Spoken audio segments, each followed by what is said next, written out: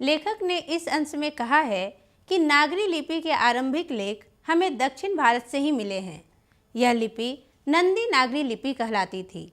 दक्षिण भारत में तमिल, मलयालम और तेलुगु कन्नड़ लिपियों का स्वतंत्र विकास हो रहा है।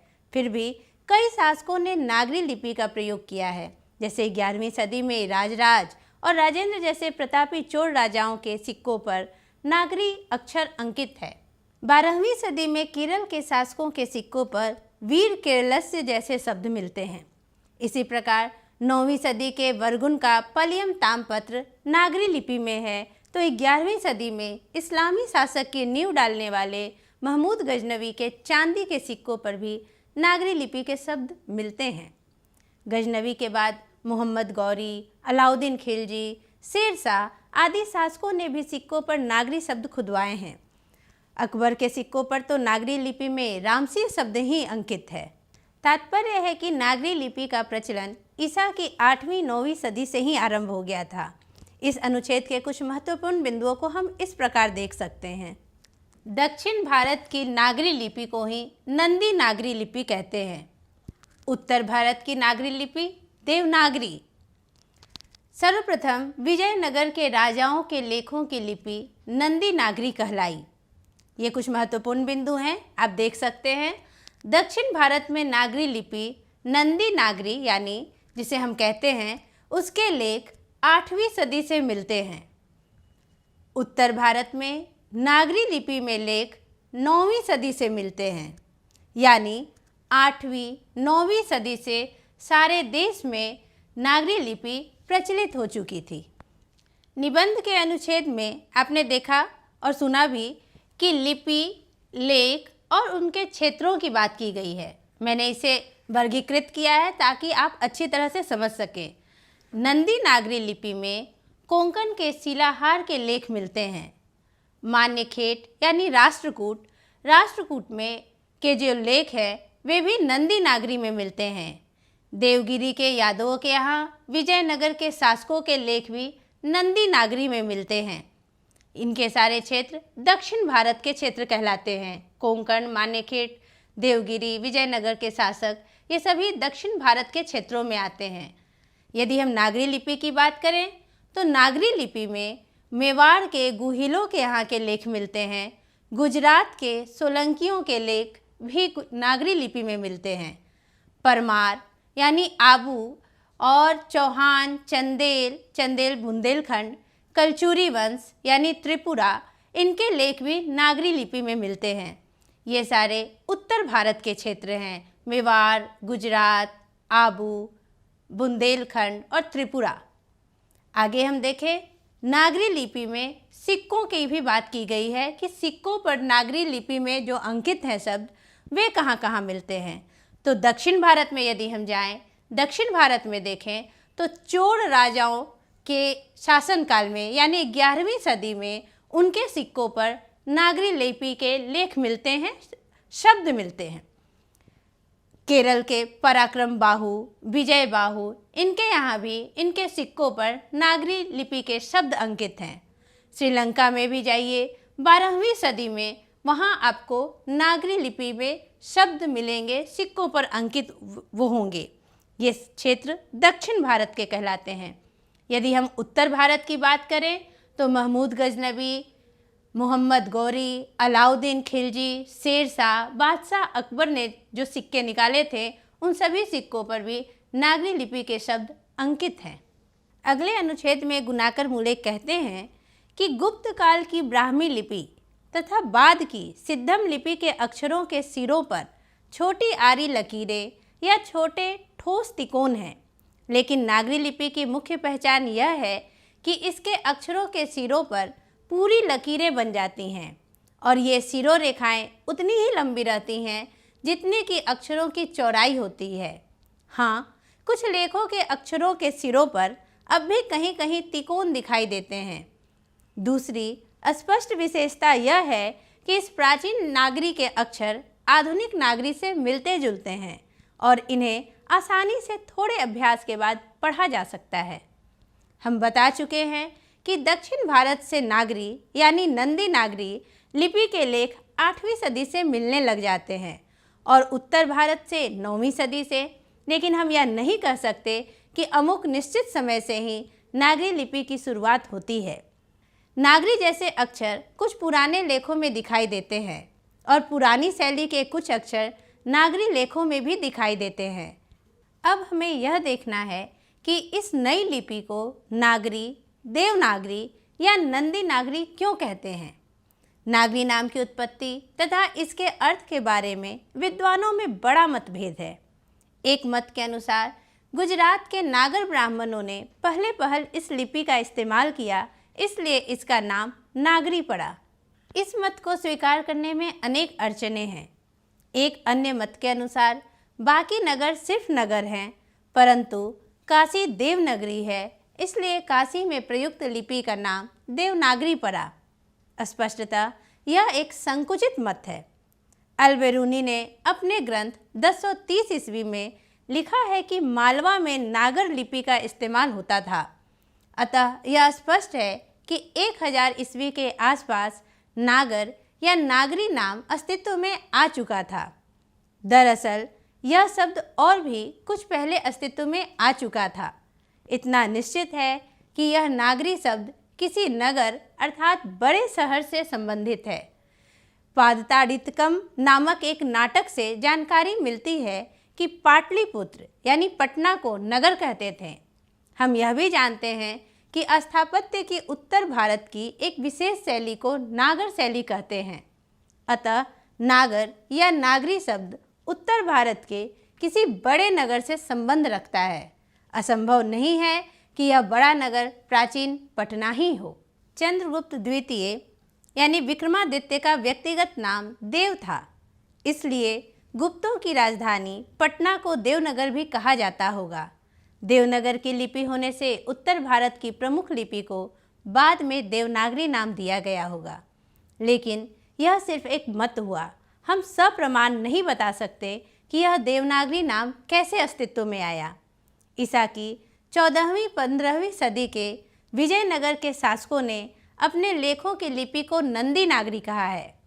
विजयनगर के राजाओं के लेख कन्नड़, तेलुगु और नागरी लिपि में मिलते हैं। जानकारी मिलती है कि विजयनगर के राजाओं के शासनकाल में ही पहल वेदों को लिपिबद्ध किया गया था। यह वैदिक साहित्य निश्चय ही नागरी लिपि में लिखा गया होगा। विद्वानों का यह भी मत है कि वाकाटकों और राष्ट्रकूटों के समय के महाराष्ट्र के प्रसिद्ध नंदी नगर यानी आधुनिक नांदेड़ की लिपि होने के कारण इसका नाम नंदी नागरी पड़ा। लेकिन हमें नामकरण के इस झंझट में अधिक नहीं पड़ना चाहिए। यह किसी नगर विशेष की लिपि नहीं थी, क्योंकि ईसा की 8वीं से 11वीं सदियों में हम इस नागरी लिपि को पूरे देश में व्याप्त देखते हैं। उस समय यह एक सार्वदेशिक लिपि थी। इस अनुच्छेद में गुणाकर मूले ने नागरी शब्द की उत्पत्ति के संबंध में अनेक विद्वानों के अनेक मतों को बताया है। कुछ विद्वानों का मत है कि गुजरात के नागर ब्राह्मण ने इस लिपि का सर्वप्रथम प्रयोग किया था, इसलिए इसका नाम नागरी पड़ा। किंतु कुछ विद्वानों के मतों के अनुसार काशी देवनागरी है, इसीलिए इसका नाम देवनागरी पड़ा। अल-बेरूनी के अनुसार 1000 ईस्वी के आसपास नागरी शब्द अस्तित्व में आया। अन्य मतों के अनुसार उत्तर भारत की स्थापत्य कला की विशेष शैली को नागर शैली कहा जाता था। नागर से नागरी बना। साथ ही उत्तर भारत में प्राचीन पटना सबसे बड़ा नगर था। गुप्त शासक चंद्रगुप्त द्वितीय यानी विक्रमादित्य का व्यक्तिगत नाम देव था। संभव है कि गुप्तों की राजधानी पटना को देवनगर कहा गया और वहाँ की लिपि को देवनागरी। देवनगर की लिपि होने के कारण देवनागरी नाम दिया गया है। अंततः लेखक इस निष्कर्ष पर पहुँचते हैं कि ईसा के 8वीं से 11वीं सदी तक यह लिपि सार्वदेशिक हो गई थी, इसलिए इसके नामकरण के विषय में कुछ कहना संभव नहीं लगता। इस अनुच्छेद के कुछ महत्वपूर्ण बिंदुओं को हम इस प्रकार देख सकते हैं। अनुच्छेद के इस अंश में देवनागरी नामकरण संबंधी अनेक मतों को लेखक ने बताया है। आप देख सकते हैं, मैंने इसे महत्वपूर्ण बिंदुओं में अंकित कर दिया है। उन्होंने कहा है कि गुजरात के नागर ब्राह्मणों के नाम पर देवनागरी शब्द पड़ा। एक मत यह कहा है कि काशी में प्रयुक्त लिपि देवनागरी कहलाई। चूँकि काशी देवनगर कहलाती थी, इसलिए देवनागर में प्रयुक्त लिपि देवनागरी कहलाई। एक अन्य मत है, मालवा में 1030 ईस्वी के आसपास नागरी लिपि का इस्तेमाल होता था। एक और मत है कि देवनगर यानी पाटलिपुत्र की लिपि होने से उत्तर भारत की प्रमुख लिपि देवनागरी कहलाई। आप एक और मत देख सकते हैं। एक मत के अनुसार दक्षिण में प्रसिद्ध नंदी नगर यानी आधुनिक नांदेड़ की लिपि होने के कारण नंदी नागरी नाम पड़ा, यानी दक्षिण भारत में जो नंदी नागरी लिपि है वही उत्तर भारत में देवनागरी लिपि है। आगे के अनुच्छेद में लेखक कहते हैं कि देश भर से नागरी लिपि के बहुत सारे लेख मिले हैं। इस नागरी लिपि के उदय के साथ भारतीय इतिहास व संस्कृति के एक नए युग की शुरुआत होती है। भारत इस्लाम के संपर्क में आता है और बाद में 13वीं सदी से इस्लामी शासकों का शासन आरंभ होता है। नए संप्रदाय अस्तित्व में आते हैं। भारतीय समाज एवं बहुत से संप्रदायों को एक व्यापक नाम मिलता है, हिंदू समाज एवं हिंदू धर्म। नागरी लिपि के साथ साथ अनेक प्रादेशिक भाषाएं भी जन्म लेती हैं। 8वीं-9वीं सदी से आरंभिक हिंदी का साहित्य मिलने लगता है। हिंदी के आदि कवि सरापाद 8वीं सदी के दोहा कोश की तिब्बत से जो हस्तलिपि मिली है वह 10वीं-11वीं सदी की लिपि में लिखी गई है। नेपाल से और भारत के जैन भंडारों से भी इस काल की बहुत सारी हस्तलिपियाँ मिलती हैं। इस काल में भारतीय आर्य भाषा परिवार की आधुनिक भाषाएं मराठी, बंगला आदि जन्म ले रही थी। इसी समय से इन भाषाओं के लेख भी मिलने लग जाते हैं। दक्षिण भारत की द्रविड़ भाषा परिवार की भाषाएं, विशेषतः तमिल भाषा अधिक प्राचीन है, लेकिन इन भाषाओं के लेख भी इसी समय से मिलने लग जाते हैं। इन भाषाओं के लिए दक्षिण भारत में विकसित ब्राह्मी लिपि का कुछ स्वतंत्र विकास हो रहा था, परंतु दक्षिण भारत में नागरी लिपि का भी खूब व्यवहार था। दरअसल नागरी के आरंभिक लेख हमें विंध्य पर्वत के नीचे के दक्खन प्रदेश से ही मिलते हैं। अनेक विद्वानों का मत है कि दक्षिण भारत में नागरी लिपि का प्राचीनतम लेख राष्ट्रकूट राजा दंती दुर्ग का सामांगड दानपत्र जो कि 754 ईस्वी का है वह मिलता है। दंती दुर्ग ने ही राष्ट्रकूट शासन की नींव डाली थी। ये राष्ट्रकूट शासक मूलतः कर्नाटक के रहने वाले थे और इनकी मातृभाषा कन्नड़ थी, परंतु ये खान देश विदर्भ में बस गए थे। दंती दुर्ग के बाद उसका चाचा कृष्ण प्रथम राष्ट्रकूट की गद्दी पर बैठा।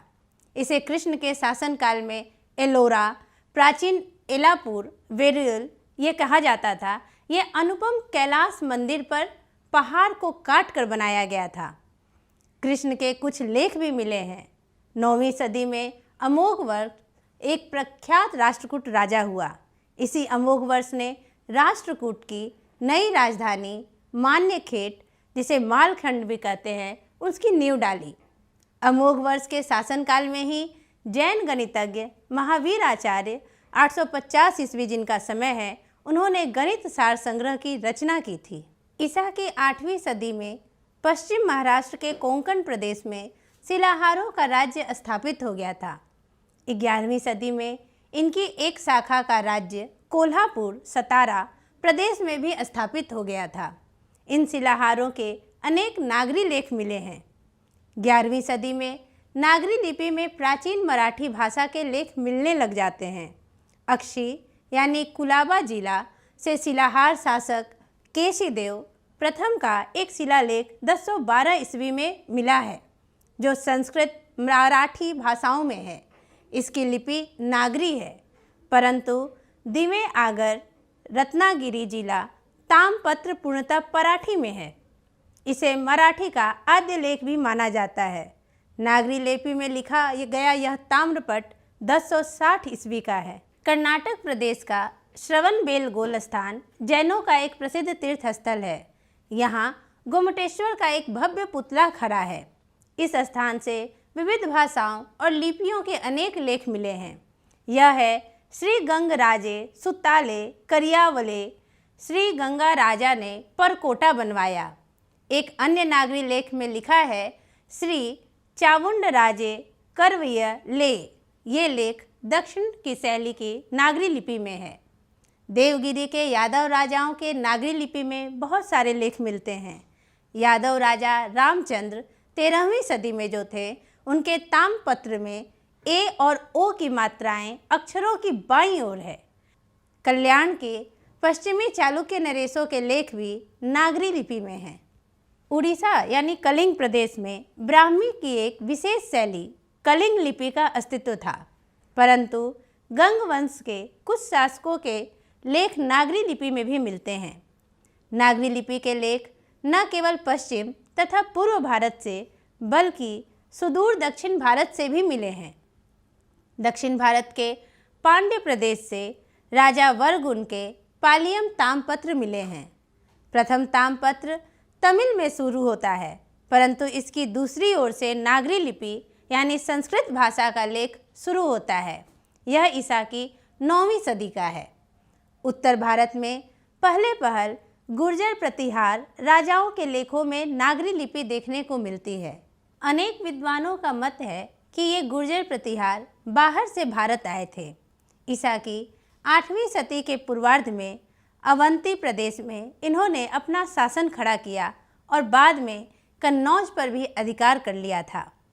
मिहिर भोज, महेंद्रपाल आदि प्रख्यात प्रतिहार शासक हुए।